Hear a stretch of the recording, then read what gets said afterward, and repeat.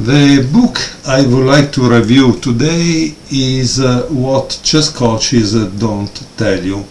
It's really an interesting book for those who are serious about play tournament chess and improve their chess. Why do I say that? Because in just a few chapters these expert coaches outline what you need to do in order to achieve your goals. Okay? And here you can see the chapters that are all relative to chess training. Okay? Here we go.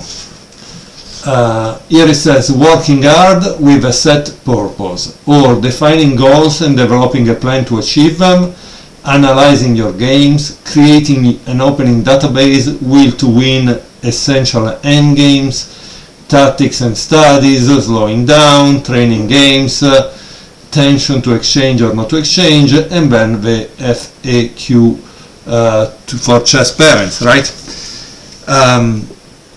I also want to show you one thing that I find very interesting, because obviously they ask you some questions that are important, right? They just ask you, you just need to work hard, but what exactly does it mean? And so they make an example in case you have 10 hours a week, and so private and group lesson 1 to 1.5 hours. Or homework from lessons 1 hour, daily tactics from 0.5 to 1 hour, and so on and so forth, right? Again, if you read the book, it will also give you questions on your goals. What do you want to achieve this year? What do you want to achieve in the next 3 to 5 years? As you can see, this is a serious talk, because they ask you a question if you are really serious about chess, right? And then, of course, they give you also a plan that you can have, and so you have all this book that help you to really define your chess goals. And then, of course, they also go on the practical side, like, hey, you don't have a chess coach, but here we tell you how to analyze your games. And then there are the exercises. What I would like to show you here is exercise number 3. Exercise number 3 is a famous game played by Karpov against Velimirovich.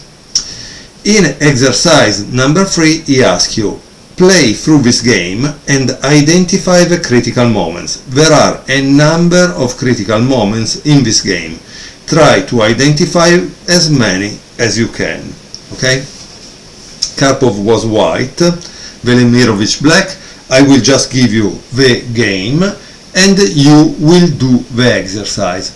Then in another video I will show you what the author said you should have found. Okay, so we do an exercise because this is the way we do with videos, right? We don't want to waste our time watching a video, we want to learn something from the video.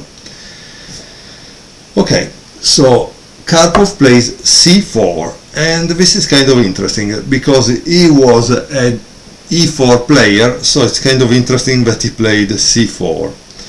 Knight f6, knight c3, g6, e4, and now there is d6. Now when he plays d4 and bishop g7, if you have a little knowledge of the opening, you would know that this is a King's Indian, right? King's Indian defense. f3, castle, bishop e3.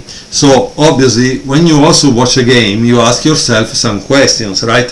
If he played e3, why did he play e3?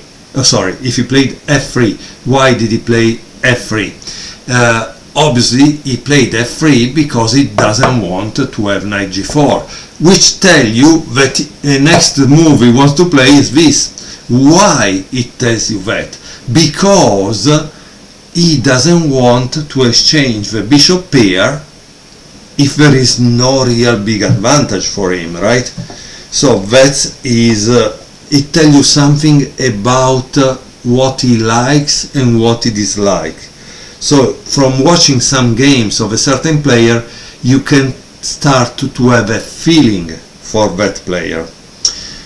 E5, obviously at a certain point you need to attack the center. D5, knight h5. So why knight h5? Again, you need to ask yourself some questions.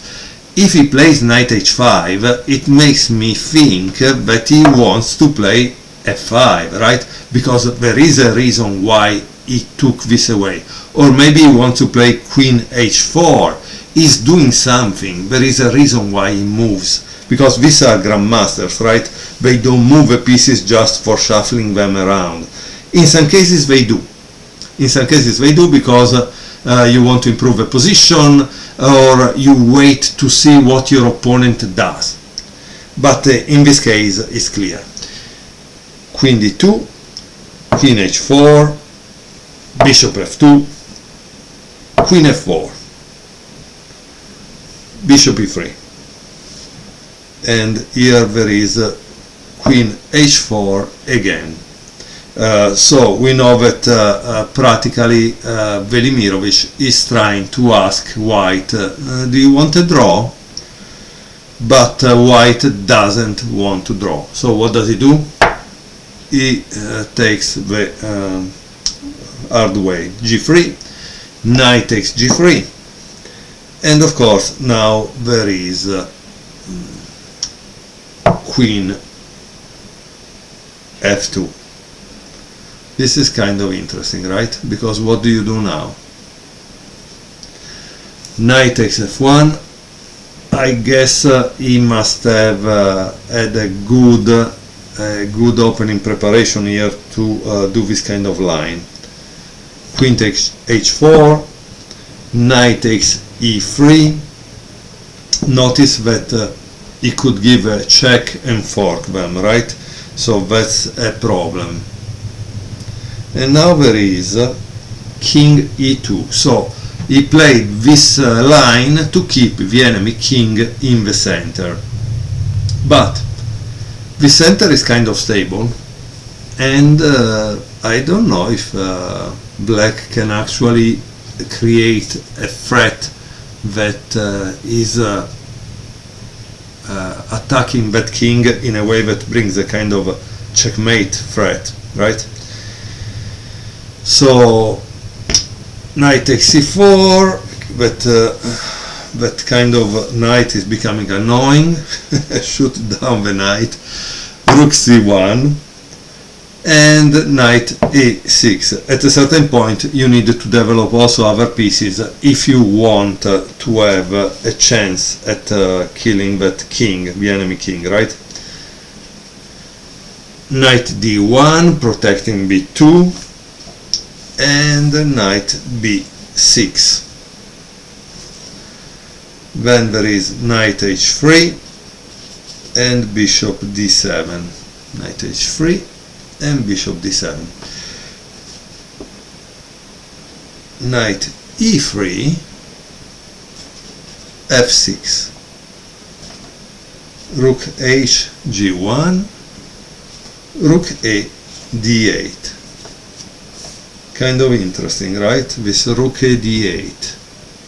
Why rook a d8? Because probably he wants to attack the white center, and this will be pushed too. Let's see what happens. b3, c6. As you can see, I just said it. He wants to attack the center. So every time your opponent makes a move, you need to ask yourself why. What does he really want to do? Because if you don't ask yourself that, you're not understanding anything about chess. And that's why I say that also strategic position can be understood if we ask ourselves what are the needs of a position, what our opponents want to do, right? That's what we need to know. D takes e6, B takes e6, and knight f5. Very, very strong move, beautiful move.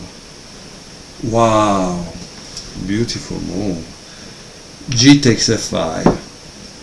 What do you think White did at this point? He did rook takes g7. So sometimes you must not be afraid to give back the material if, of course, it gives you a winning attack. King takes g7, rook g1. So as you can see, while Black tried to have a central strategy, White attacked on the king side, right? King f7, and here there is a queen h5. Interesting. King e6. That's why. Queen takes f5. King f7. King h5. Queen h5. King e6. Queen f5, king f7. So this repetition is not because White wants a draw. It's because White is gaining time over the clock. Probably these moves were played very, very fast. Because generally you need to reach move 40 and you will be given more time. So that's what he was doing.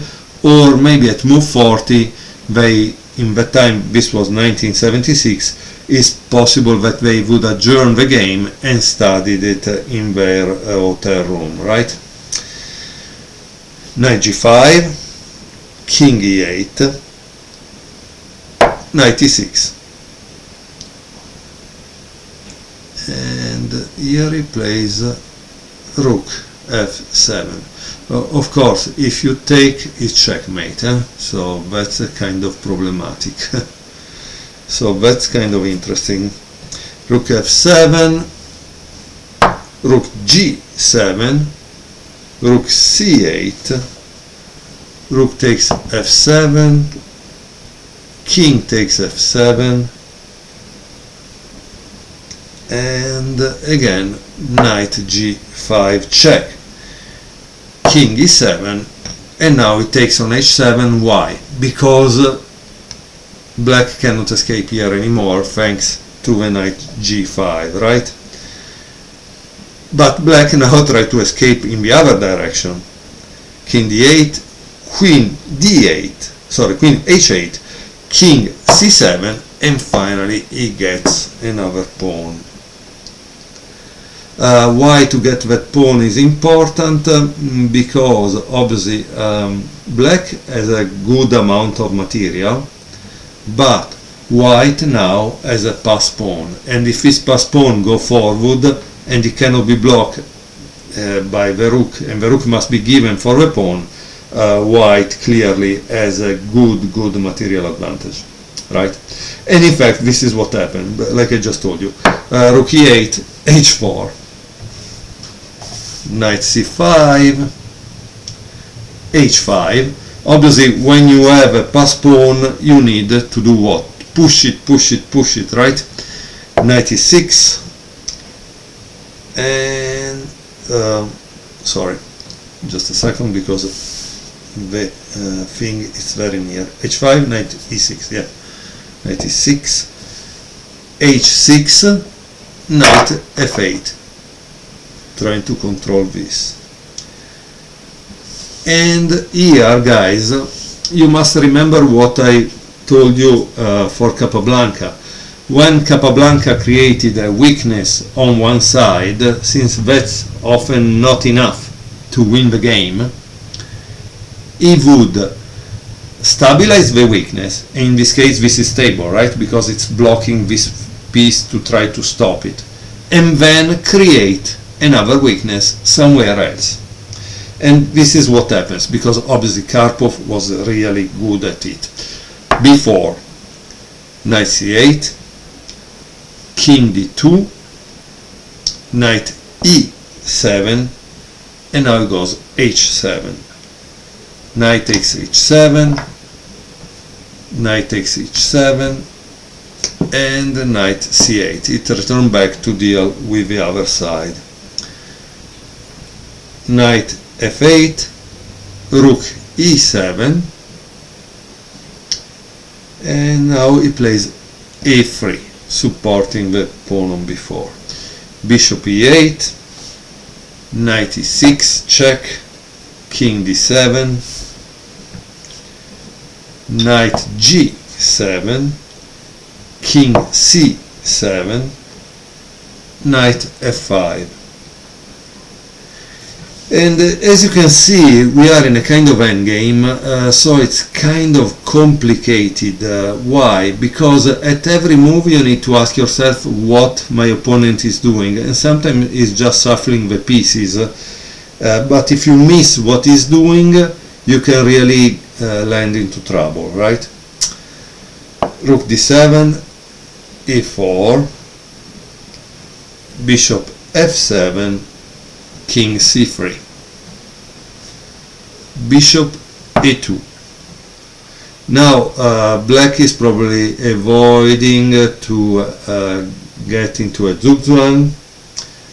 a5, rook f7, queen h6, rook d7,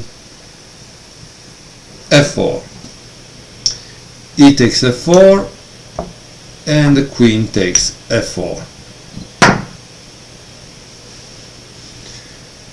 Rook f7. Now we are nearly toward the end. Queen h6, I'm pinning the knight. Rook d7. Queen h2, attacking this, right? Bishop e6, so trying to prevent this because he will take. Queen h6, attacking the bishop, and bishop takes f5, giving white another pass pawn. But now there is a problem, right? Black has two pieces, white has only one, so they need to fight about it. d5, king d4. Okay, so that's what changes everything in the game. Now the king that was not doing much become very active and help this pawn to go through, right? Knight d6, queen f4, pinning the knight. King b7, I'm pinning the knight. Queen e5, knight f7, queen e8, king c7, queen a8, king d6, queen f8 check, king c7, queen c5 attacking again, knight d6, queen takes a7, king c8, and now I think it's the last move that is kind of very important because it saved probably the pawn on f5, queen a6 check. This is the thing, he was attacking the queen, but now the queen give a check, gain a tempo, and so he can eventually protect it or push it. Obviously I didn't see the game before, and so I cannot tell you much because I never saw the analysis of this game. Now, as the author says, this is an exercise. You need to or rewatch this video or find the game. It's Karpov against what was his name? Velimirovich in Skopje 1976. Okay, Karpov, Velimirovich 1976. And you should analyze by yourself and find the critical moments in the game. Okay, you find all the critical moments you can. And then in the next video I will show you the critical moments.